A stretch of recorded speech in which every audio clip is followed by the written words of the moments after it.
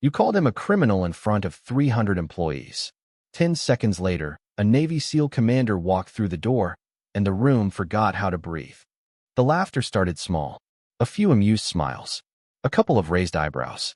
Then it spread across the executive conference hall like a ripple moving across still water. No one expected the meeting to become entertainment, but that was exactly what it had become. At the center of the room stood Ethan Walker, a 42-year-old maintenance supervisor with calloused hands, tired eyes, and a quietness that most people mistook for weakness. His blue work shirt carried faint traces of dust from a long morning spent inspecting warehouse equipment along the Baltimore waterfront. He stood near the back wall, saying nothing.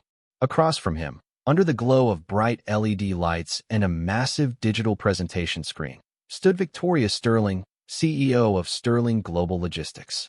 Confident, intelligent, respected. Her tailored charcoal suit looked as sharp as the tone in her voice. She held a thin folder in one hand, a folder that had changed the atmosphere of the room in less than 30 seconds. Maybe someone should explain this, Victoria said. Her words echoed through the silence that followed. Because from where I'm standing, it looks like we've trusted a man with a criminal record. Several executives exchanged glances. Someone quietly cleared his throat. Another employee shifted uncomfortably in her chair. Ethan remained still. The folder rested against Victoria's palm as she slowly opened it. Arrest record, she continued. Federal investigation. Court proceedings. Her eyes lifted toward Ethan. Interesting details to leave out of a job application. A few nervous laughs appeared again. Not loud, just enough to sting. Ethan looked down briefly, then back toward her. His expression never changed. The giant windows overlooking the harbor reflected gray clouds drifting across the afternoon sky. Cargo cranes stood motionless in the distance. Inside the room, however, tension moved like electricity. Do you have anything to say for yourself? Victoria asked. Ethan folded his hands calmly in front of him. No, ma'am. The simplicity of his answer surprised people. Some expected excuses. Others expected anger. A few expected him to walk out. Instead, he stood there with the same quiet dignity he carried every day. Victoria tilted her head. No explanation? No, ma'am. The room grew even quieter. Somewhere near the coffee station, a paper cup crinkled in someone's hand. The air conditioning hummed softly overhead. Ethan's silence felt heavier than any argument could have been. Victoria shook her head. That tells me everything I need to know.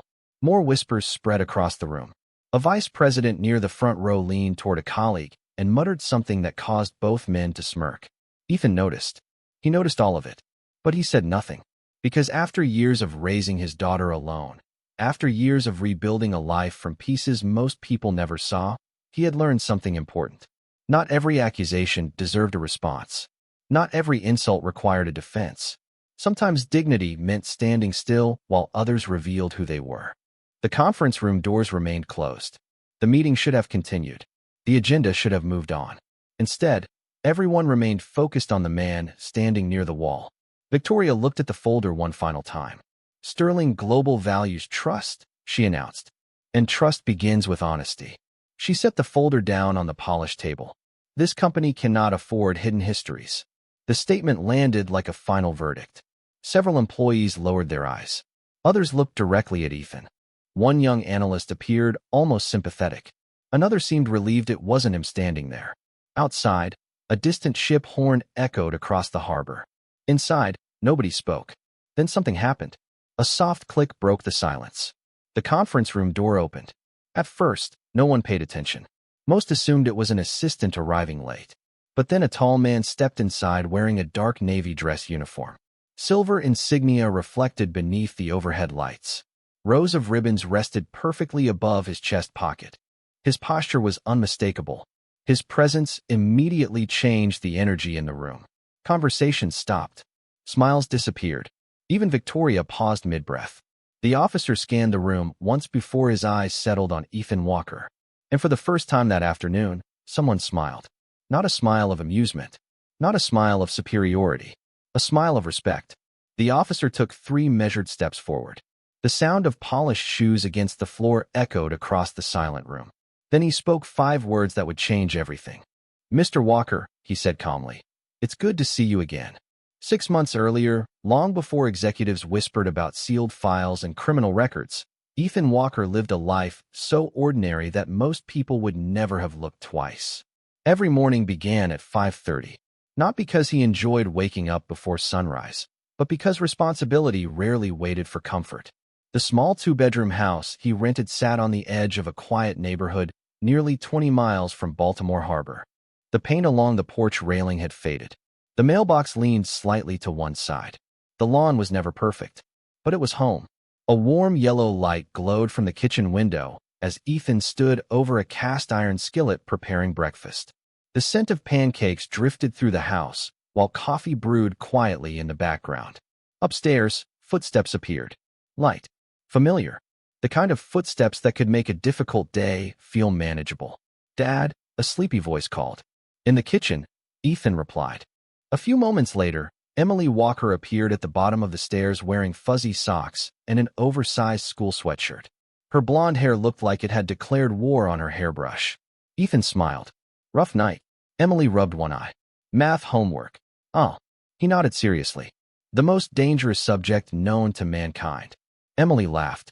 The sound filled the room like sunshine through a window. Ethan placed a stack of pancakes on her plate. "Eat before the enemy returns." "You mean fractions?" "Exactly." She sat down and immediately reached for syrup. For a few minutes, the world felt simple. No accusations. No judgment. No secrets hanging in the air. Just a father and daughter sharing breakfast before school. Outside, a cold October breeze rattled a few leaves across the driveway. Inside, the kitchen glowed with quiet warmth. Ethan watched Emily talk about school projects, science quizzes, and a music recital she hoped would not be embarrassing. He listened carefully, always carefully, because after losing his wife 11 years earlier, he had learned that moments like these mattered more than anything else. When breakfast ended, they climbed into his aging pickup truck. The heater groaned as it struggled against the morning chill. Emily adjusted her backpack while Ethan navigated the familiar route toward Willow Creek Elementary. "Dad?" she asked suddenly. "Yes." "Are you happy?" The question caught him off guard. He glanced toward her. "Why do you ask?" Emily shrugged. "You work a lot." Ethan smiled softly. "Working does not mean I am unhappy." "Then are you?" For a moment, he looked through the windshield at the road ahead. The rising sun painted the clouds gold and orange. "I think happiness is not always loud," he finally said. "Sometimes it is just knowing the people you love are safe." Emily considered that. "That sounds like a dad answer." Ethan laughed. "It probably is." After dropping her off, he drove towards Sterling Global's massive shipping facility. Cargo containers stretched across dozens of acres like colorful building blocks beneath the morning sky. Cranes towered overhead. Trucks moved in and out of loading zones. Thousands of people passed through the facility every day. Most never noticed Ethan. He preferred it that way. His responsibilities covered maintenance, inspections, safety checks, and repairs. He solved problems quietly before they became disasters. A broken conveyor belt, a damaged loading dock sensor, a leaking pipe inside a warehouse. Ethan fixed things. That was what he did. During lunch, he sat alone on a wooden bench overlooking the harbor. Seagulls drifted above the water. Cargo ships moved slowly toward distant destinations. Several younger employees gathered nearby, discussing promotions and executive politics. Ethan rarely joined those conversations. He had no interest in impressing people. Respect earned through character mattered more than attention earned through performance. One of the dock workers approached carrying a sandwich. "Mind if I sit here?" Ethan nodded. "Go ahead." The man sat down. "You ever think about moving up?" Ethan looked out toward the water. "Depends what you mean." "Management. Bigger office. More money." Ethan smiled. "I already have everything important." The worker laughed. "You are a strange guy, Walker." "Probably." The man shook his head and walked away. Ethan remained on the bench as the wind carried the scent of salt water through the harbor. Most people saw a maintenance supervisor. Some saw a quiet single father. A few saw an aging employee with little ambition. Nobody saw the burden he carried. Nobody knew why certain records remained sealed. Nobody knew why old photographs stayed hidden inside a locked box beneath his bed. Nobody knew that every year, on one specific date, he drove 200 miles without telling anyone where he was going. The past remained buried because Ethan intended to keep it that way. As the afternoon sun reflected across the harbor, he stood and returned to work. He believed the hardest chapters of his life were behind him. He believed silence had finally brought peace. He believed the truth would remain where it belonged, hidden, far away from conference rooms, executive offices, and people who thought they understood his story. The first sign appeared on a rainy Tuesday afternoon. Victoria Sterling was reviewing quarterly compliance reports from her office on the 32nd floor when an alert surfaced in the company's background verification system.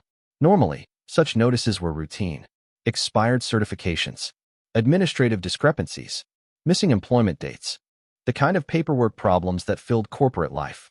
She almost ignored it. Almost. But one phrase caught her attention: restricted federal record. Victoria leaned back in her chair. Outside her office window, Baltimore Harbor disappeared beneath low clouds and sheets of rain. Cargo ships moved through the gray water like shadows. Inside, the soft glow of computer screens reflected across polished glass walls. She clicked the file. A loading icon spun briefly before several documents appeared. Most were heavily redacted. Entire sections had been blacked out. Dates remained visible. Locations remained visible. Legal references remained visible. But names, operations, and explanations had been removed. Victoria frowned. The employee attached to the file was Ethan Walker, her maintenance supervisor. She read further. Federal detention. Closed proceedings. Sealed documentation. Security restrictions. The language was vague, yet serious enough to raise concern. Victoria pressed her lips together. In her experience, hidden information usually meant trouble. People with nothing to hide rarely left trails protected by government restrictions. She picked up her phone. "Karen, come to my office." "Right away, Ms. Sterling." Minutes later, Karen Bishop, the company's chief legal officer, entered carrying a tablet. "You wanted to see me?" Victoria rotated her monitor. "Look at this." Karen studied the documents. Her expression shifted slightly. "Interesting." "Interesting is not the word I would use." Karen continued reading. "These records are heavily restricted. Can you access the missing sections?" "Probably not." "Why?" Karen tapped the screen. "Federal protection orders." Victoria crossed her arms. "For a maintenance supervisor?" Karen did not answer immediately. That silence bothered Victoria even more. She had built Sterling Global through discipline, precision, and control. Unanswered questions were things she disliked. "I want to know exactly who we hired," Victoria said. "Understood." Over the next several days, curiosity slowly became obsession. The more Victoria investigated, the stranger the situation appeared. Ethan's employment history was clean. His references were excellent. His performance reviews were nearly perfect. Every manager described him using the same words: dependable, honest, quiet, respectful. Yet hidden behind those descriptions sat a sealed history nobody could explain. One evening after most employees had gone home, Victoria remained alone in her office reviewing records. Rain tapped softly against the glass. The city lights shimmered beyond the harbor. She opened another document. Once again, entire sections had been removed. Yet one line remained visible. Subject voluntarily accepted legal responsibility. Victoria stared at the sentence. Voluntarily. Accepted responsibility. The words settled heavily in her mind. To her, they sounded less like innocence and more like guilt. The next morning she arrived at headquarters earlier than usual. Employees moved through the lobby carrying coffee cups and laptops. Security scanners beeped quietly. The building buzzed with routine activity. Across the main atrium, Ethan Walker was speaking with two warehouse employees near a maintenance cart. One of them pointed toward a damaged loading sensor. Ethan listened carefully before kneeling to examine the problem. Within minutes, he had identified the issue. The employees thanked him and walked away smiling. Victoria watched from a distance. The scene should have reassured her. Instead, it created more questions. How could someone carrying a hidden federal record seem so ordinary? So trusted? So respected? Her eyes narrowed. Something did not fit. That afternoon, she contacted a private compliance consultant. Not to violate any laws. Not to obtain protected information. Simply to review what was legally accessible. 2 days later, the consultant delivered a report. Victoria opened it immediately. Most findings confirmed what she already knew. Then she reached the final page. Her attention froze. One sentence stood alone near the bottom. Subject was associated with proceedings significant enough to trigger permanent federal sealing measures. Victoria slowly lowered the report. The room felt quieter. The hum of the air conditioning seemed louder. Outside her office, employees continued their normal routines, unaware of the storm forming above them. She looked through the glass wall toward the operations floor. Ethan stood below reviewing inspection schedules. Calm, focused, unbothered. The picture of reliability. Yet the report in her hand suggested there was another story buried somewhere beneath that calm exterior. Victoria convinced herself she was protecting the company, protecting shareholders, protecting employees, protecting trust. But beneath those justifications lived something else. Pride. The belief that she could uncover any truth. The belief that nothing should remain hidden from her. As she closed the report, her decision was already made. At the upcoming company leadership meeting, she would confront Ethan directly. She would force answers into the open. What Victoria did not realize was that some truths remain hidden not because they are shameful, but because they were paid for with sacrifice. And 6 months after Ethan had quietly hoped his past would stay buried forever, the first cracks had finally begun to appear. The leadership meeting was scheduled for 10 o'clock on a Thursday morning. By 9:45, executives had already begun gathering inside Sterling Global's largest conference hall. The room overlooked Baltimore Harbor through floor-to-ceiling windows stretching nearly 20 feet high. Gray clouds drifted slowly across the sky.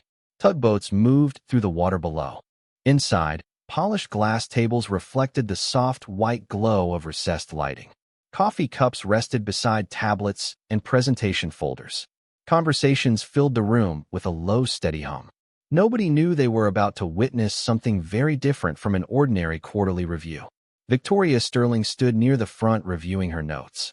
The folder containing Ethan Walker's records sat on the table beside her. She glanced at it several times.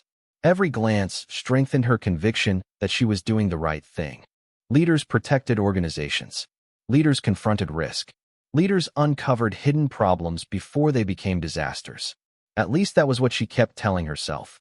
Across the facility, Ethan was finishing a routine inspection of a refrigeration system inside Warehouse 12 when his radio crackled. "Mr. Walker, Executive Conference Room requests your presence." Ethan looked up from his clipboard. "Now." "Yes, sir." "Understood." He placed the clipboard aside and wiped his hands with a clean shop towel. The request felt unusual. Maintenance supervisors rarely attended executive meetings. Still, he did not question it. He simply walked toward the main administration building. As he crossed the property, cargo trucks rolled through loading lanes. Dock workers moved shipments beneath towering cranes. The harbor breeze carried the scent of salt water and diesel fuel. Ethan noticed none of it. Something about the request felt familiar. Not threatening, just familiar, like hearing an old song you cannot quite place. Several minutes later, he entered the conference hall. Nearly 300 employees occupied the room. Department managers, executives, investors, consultants. The moment Ethan stepped inside, dozens of eyes shifted toward him. He paused briefly. Victoria stood at the front waiting. Her expression remained professional but unusually cold. "Mr. Walker," she said, "please join us." Ethan nodded and moved toward the side of the room. The projector screen displayed quarterly revenue charts, financial forecasts, operational metrics. Nothing appeared unusual, yet the atmosphere felt strangely tense. Victoria closed her presentation remote and folded her hands. "Before we continue today's agenda," she said, "there is an issue requiring immediate attention." Conversation stopped. Chairs settled. Silence spread gradually through the room. Ethan remained standing. Victoria reached for the folder. The same folder she had reviewed countless times during the previous week. "Sterling Global values trust," she began. "Trust is not optional. Trust is the foundation upon which every relationship in this company exists." Several executives nodded. Victoria opened the folder. "Unfortunately, information has come to my attention suggesting that one of our employees failed to disclose significant details regarding his past." Ethan felt the first stirrings of understanding. Not surprise. Understanding. The room grew quieter. "Mr. Walker," Victoria continued, "would you like to explain why federal records associated with criminal proceedings appear under your name?" A murmur passed through the audience. Heads turned. Eyes widened. Ethan stood motionless. The projector light reflected softly against the polished floor. Somewhere in the back row, a chair creaked. "Do you deny these records exist?" Victoria asked. Ethan met her gaze. "No, ma'am." Another murmur followed. Victoria appeared almost disappointed by the answer. Perhaps she expected resistance. Perhaps she expected excuses. Instead, she found calm acceptance. "Interesting," she said. "So you acknowledge them?" "Yes, ma'am." "Then perhaps you would like to explain why this company was never informed." Ethan looked toward the harbor beyond the windows. Gray water shimmered beneath the overcast sky. For a brief moment, he remembered another place. Another time. Then the memory disappeared. "No, ma'am," he replied quietly. The response seemed to frustrate Victoria even more. "No explanation?" "No, ma'am." Whispers spread throughout the room. Some employees exchanged nervous looks. Others stared openly. A few seemed eager for scandal. Human nature had always been curious that way. Victoria lifted one page from the file. Federal investigation. Another page. Court proceedings. Another page. Restricted documentation. She looked directly at him. "Those are not small details." Ethan remained silent. His posture never changed. His breathing remained steady. The stillness unsettled people more than anger ever could. One vice president leaned toward another and whispered, "Why would someone hide that?" The question traveled through nearby rows. Soon dozens were wondering the same thing. Victoria closed the folder firmly. "This company cannot ignore hidden histories," she declared. "And honesty matters more than position." Her words landed heavily. Some interpreted them as a warning, others as a judgment. Ethan simply listened, because long ago he had learned that truth did not become stronger by being shouted. Sometimes truth waited quietly for its proper moment. Victoria believed she was exposing a secret. The audience believed they were witnessing accountability. But neither realized that the story they thought they understood was only the first page of a much larger chapter. And before the meeting could move any further, events already set in motion beyond those conference room walls were rapidly approaching. The silence inside the conference hall felt different now. It was no longer the silence of curiosity. It was the silence that comes when people believe they already know the truth. Victoria Sterling could feel it settling across the room. The executives sitting near the front had stopped taking notes. Department managers exchanged quiet glances. Even employees who barely knew Ethan Walker seemed to have formed opinions. Human beings often rush to fill empty spaces with assumptions, and Ethan's refusal to defend himself had created a space large enough for hundreds of conclusions. Victoria rested her hand on the folder. "You still have an opportunity to explain this," she said. "If there is context we should know, now would be the time." Ethan looked at her calmly. "I understand. Then explain it." A few seconds passed. The room waited. The air conditioning hummed softly overhead. Somewhere outside, a ship horn echoed faintly across the harbor. Ethan finally spoke. "There are things I cannot discuss." A low murmur swept through the audience. Victoria narrowed her eyes. "Cannot or will not." "Cannot." Convenient answer. Ethan did not respond. His silence only deepened her frustration. For weeks, she had chased documents, reports, and fragments of information. She had expected resistance, maybe even anger. Instead, she faced something far more difficult. Calm certainty. Ethan behaved like a man carrying a burden he had already accepted long ago. That unsettled her more than any argument could have. She opened the folder again and scanned the pages. Something had bothered her from the beginning. The details were incomplete. Dates existed without explanations. Proceedings existed without outcomes. References appeared without descriptions. Entire sections had been removed. She had convinced herself the missing information proved guilt. Yet the longer she stared at the documents, the more unusual they appeared. Most criminal records became public. These remained sealed. Most investigations produced clear conclusions. These seemed buried beneath layers of restrictions. Most disciplinary actions damaged careers. Yet Ethan had passed every federal background review required for employment at a major shipping company. The contradiction lingered. Karen Bishop sat 3 seats away studying the same folder. The company's chief legal officer had remained unusually quiet throughout the meeting. Victoria noticed it. "Karen," she said suddenly, "you reviewed these documents." Karen adjusted her glasses. "I did. And your assessment?" Karen hesitated. That hesitation immediately captured everyone's attention. My assessment, she said carefully, is that the records exist. Victoria nodded. Exactly. Karen looked down at the folder again. But they do not read like typical criminal proceedings. The room became still. Victoria turned toward her. What does that mean? Karen chose her words cautiously. It means I have never seen federal documentation structured this way. Several executives exchanged puzzled looks. Victoria frowned. Be specific. Karen opened one page. The legal references are unusual. She flipped another. The restrictions are unusual. Another page. And some authorizations attached to the file are extremely unusual. How unusual? Someone asked from the audience. Karen glanced toward Ethan before answering. The kind of unusual that normally involves matters beyond ordinary public jurisdiction. The room immediately filled with whispers. Victoria felt irritation rising inside her. The meeting was slipping away from certainty and into speculation. She preferred facts, control, clear answers. Yet every answer seemed to create more questions. Ethan remained silent near the wall. He neither encouraged nor corrected any of it. Outside the windows, dark clouds drifted over the harbor. The sunlight that had briefly appeared earlier was gone now. Gray reflections spread across the water.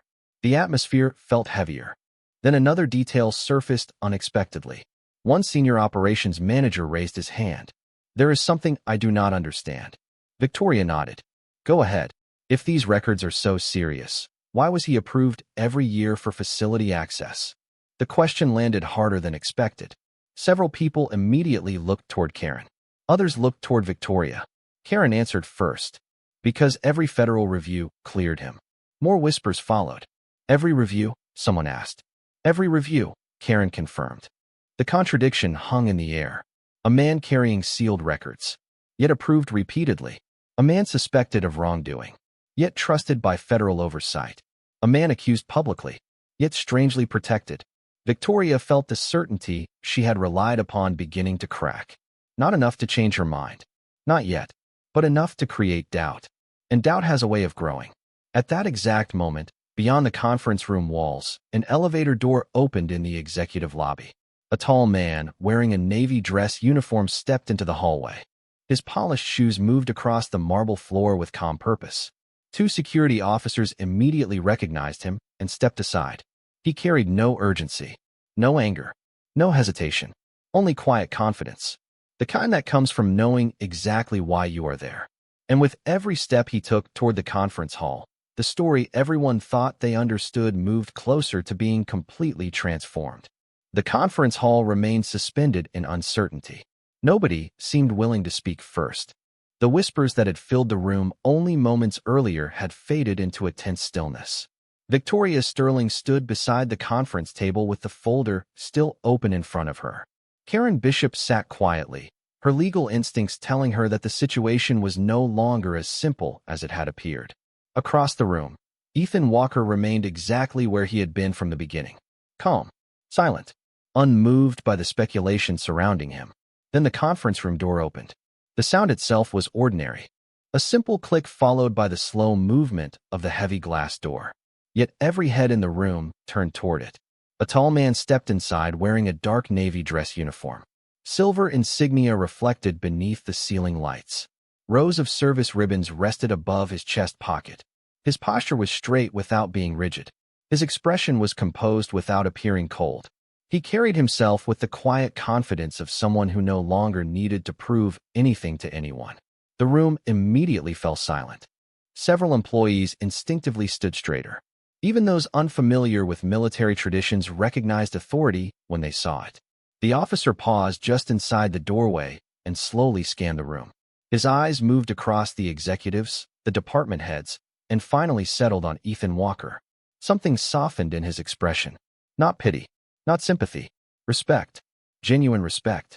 He took several measured steps forward. The sound of polished shoes against the conference room floor echoed through the silence. Victoria watched him approach. "May I help you?" she asked. The officer stopped. "Commander Ryan Hayes," he said. "United States Navy." The room became even quieter. Victoria nodded politely. "This is a private company meeting, Commander. I am aware."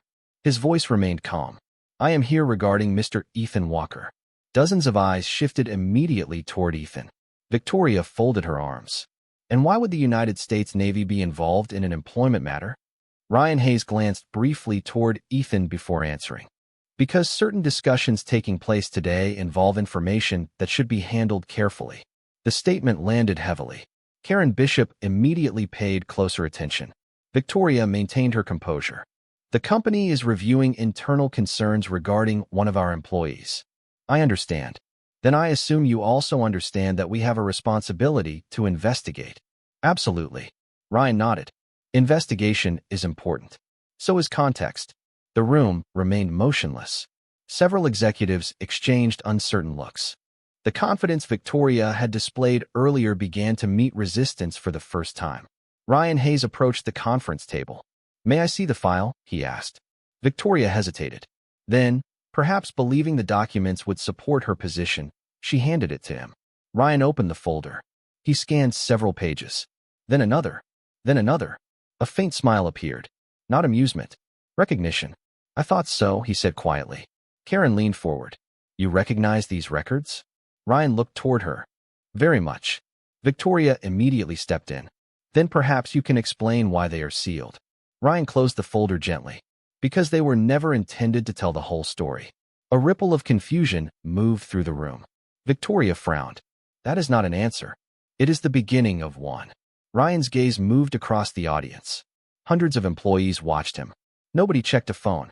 Nobody whispered. Nobody looked away. The room felt as though it were holding a collective breath. Ryan turned toward Ethan. You have not said a word, have you? Ethan offered the smallest hint of a smile. There was nothing I could say. Ryan nodded once. That sounds like you. Several people looked confused by the exchange. It sounded less like strangers speaking and more like two men connected by years of shared history. Victoria noticed it too. Commander, she said firmly. If there is relevant information, now would be an appropriate time to share it. Ryan looked directly at her. His expression remained respectful. Yet there was something in his eyes that caused even the most confident executives to remain silent. Ms. Sterling, he said calmly, before this meeting continues, there is one thing everyone in this room deserves to understand. The man standing over there is not hiding from his past. He has been protecting other people with his silence for more than a decade.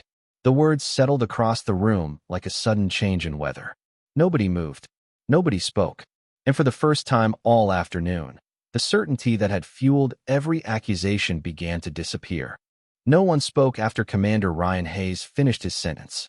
The conference hall seemed frozen between two versions of reality. One version was the story everyone had believed 10 minutes earlier. The other was standing quietly beside a maintenance supervisor in a blue work shirt. Ryan placed the folder on the table and rested his hand lightly against its cover. Most people see a sealed record and assume guilt, he said. That is understandable. What is harder to understand is why some records are sealed in the first place. Victoria Sterling remained standing at the front of the room. Her confidence had not disappeared, but uncertainty had begun to replace it. Then explain it, she said. Ryan nodded slowly. 12 years ago, a classified operation was conducted overseas. The details remain restricted. They will remain restricted long after everyone in this room retires.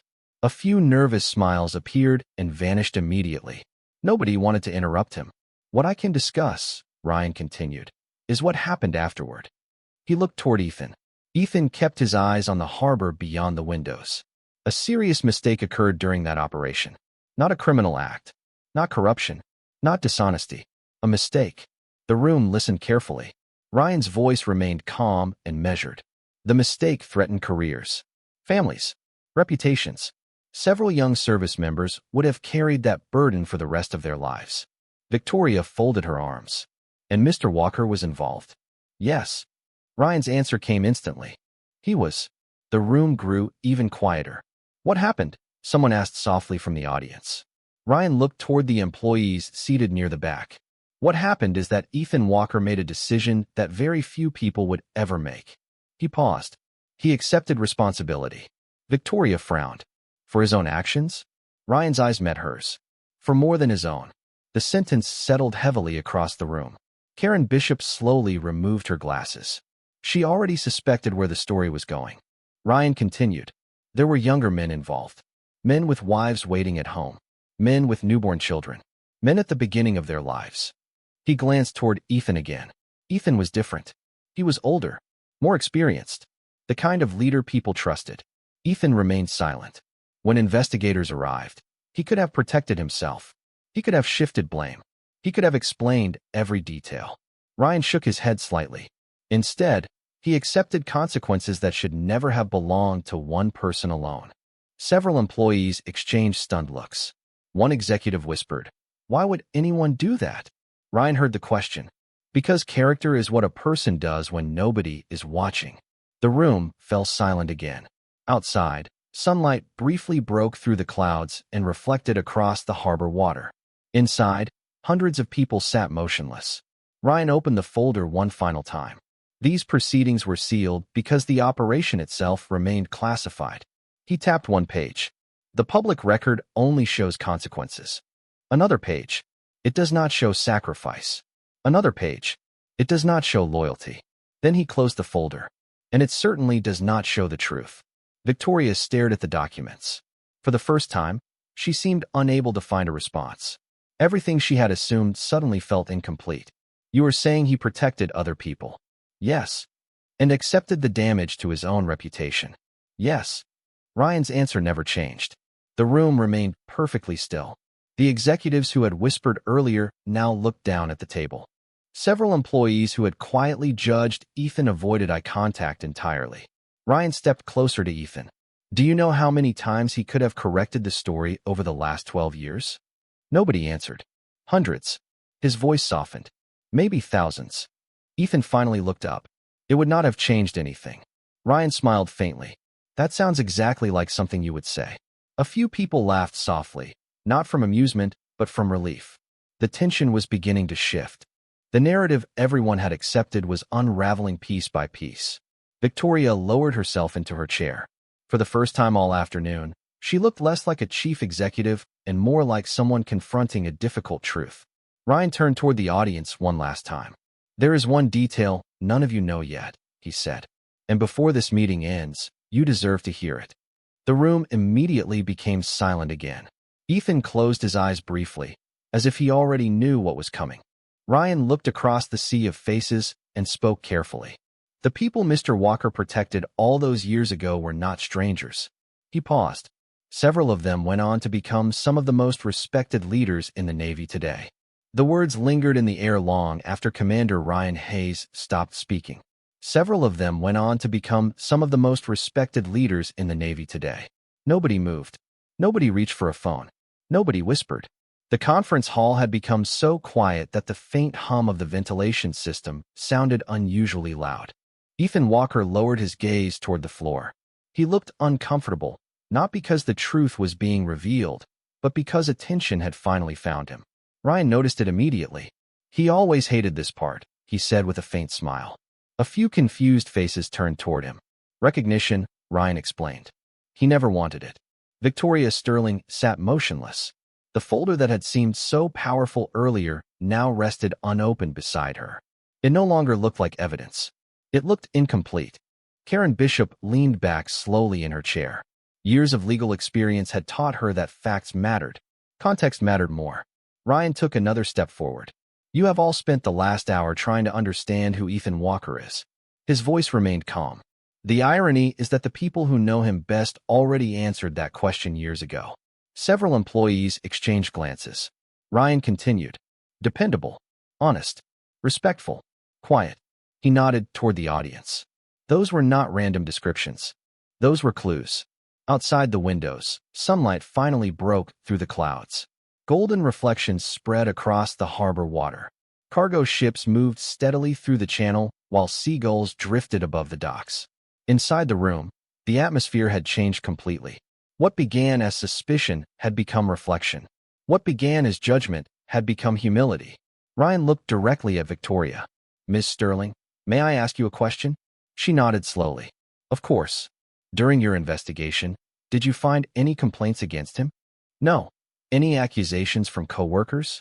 No. Any examples of dishonesty? Victoria hesitated. No. Ryan folded his hands behind his back. Then the man standing there has spent 12 years being judged by documents while the people around him judged him by character. Nobody could argue with that. Ethan remained silent. The same silence he had carried through every accusation. The same silence he had chosen for more than a decade. Ryan turned toward him. You know, there are officers who still talk about you. Ethan shook his head slightly. They should not. A few people smiled. Ryan laughed softly. That answer has not changed either. He looked back toward the audience. Do you know what happened after those proceedings? Nobody responded. He walked away. Several eyebrows lifted. No interviews. No speeches. No attempts to repair his reputation. Ryan glanced toward Ethan. He got a job, raised his daughter, helped people, fixed problems, showed up every day. The room listened carefully. While others built impressive careers, he built something quieter. Ryan paused. A life. Victoria looked down at her hands. For the first time since the meeting began, she seemed unable to maintain the certainty that usually defined her leadership. The realization settled slowly across her face. She had spent weeks searching for a hidden flaw. Instead, she had uncovered hidden sacrifice. Then something unexpected happened. One employee stood up, a warehouse supervisor from the back row. He looked toward Ethan. You helped me last winter, he said. Ethan looked surprised. The heating system in Building 4. The man smiled. You stayed 3 extra hours after your shift ended. Another employee stood. You helped train me when I was hired. A third voice followed. You covered my shift when my son was in the hospital. Then another, and another. Small stories, ordinary moments, quiet acts of kindness that had never been recorded in any personnel file. Ryan watched without speaking. He understood what was happening. Real character was revealing itself, not through documents, through people. Ethan seemed almost embarrassed by the attention. It was nothing, he said. The room immediately disagreed, because everyone suddenly understood the same thing. The strongest part of Ethan Walker's story was never hidden inside a sealed federal record. It was hidden in 1,000 ordinary choices nobody noticed. Ryan took one final step toward him. Then, without a word, the commander stood perfectly straight. The room watched in silence as he slowly raised his hand in a formal military salute. The gesture was simple, respectful, earned. For a brief moment, nobody moved. Nobody breathed. And then, one by one, people throughout the conference hall rose from their seats. For several long seconds, nobody in the conference hall moved. Hundreds of employees stood quietly as Commander Ryan Hayes held his salute. Sunlight poured through the tall windows overlooking Baltimore Harbor, casting warm reflections across the polished floor. The room that had once been filled with judgment now felt entirely different. It felt humbled. Ethan Walker stood frozen, almost uncomfortable beneath the attention. He had spent years avoiding recognition, years choosing silence over explanation, years allowing people to misunderstand him rather than expose truths that belonged to others. Slowly, Ethan returned the salute. Not dramatically, not proudly, simply and respectfully. The gesture lasted only a moment, yet it carried the weight of 12 years. When his hand lowered, the silence remained. It was not an empty silence. It was the kind of silence that appears when people finally understand something important. Victoria Sterling looked at Ethan across the room. The folder that had started everything remained closed beside her. She stared at it for a moment before gently pushing it away. Then she stood. Every eye followed her. For perhaps the first time in her professional life, finding the right words seemed difficult. She walked toward Ethan and stopped a few feet away. The confident executive who had commanded the room all morning was gone. What remained was simply a person confronting her own mistake. Mr. Walker, she said softly, I owe you an apology. The room remained perfectly still. Victoria took a slow breath. I believed documents before I believed character.